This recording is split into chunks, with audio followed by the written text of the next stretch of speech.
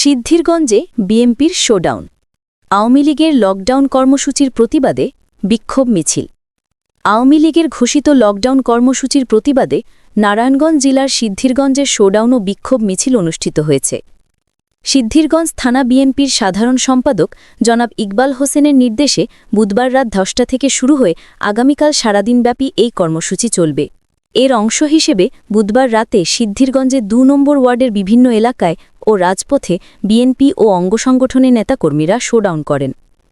এ সময় মৌচাক, সানারপাড়, সাইনবোর্ড ও passport office এলাকায় শোডাউন ও বিক্ষোভ মিছিল অনুষ্ঠিত হয়। শোডাউনে উপস্থিত ছিলেন যুবদলের মোহাম্মদ জাহিদ হোসেন, গাজী লিটন মোল্লা, বাপ্পি, মামুন, বিল্লাল, আরমানসহ শতাধিক নেতাকর্মী।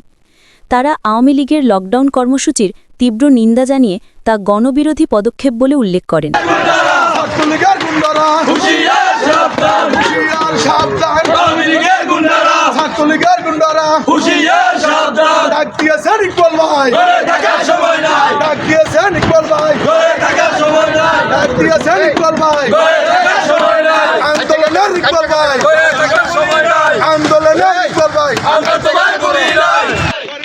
সময় নাই, ঘরে থাকার সময় নাই, রাজপথের ইকবাল ভাই, আন্দোলনের ইকবাল ভাই, যুব দলের পক্ষ থেকে, যুব দলের পক্ষ থেকে আওয়ামী লীগের গুন্ডারা হুঁশিয়ার সাবধান, আওয়ামী লীগের গুন্ডারা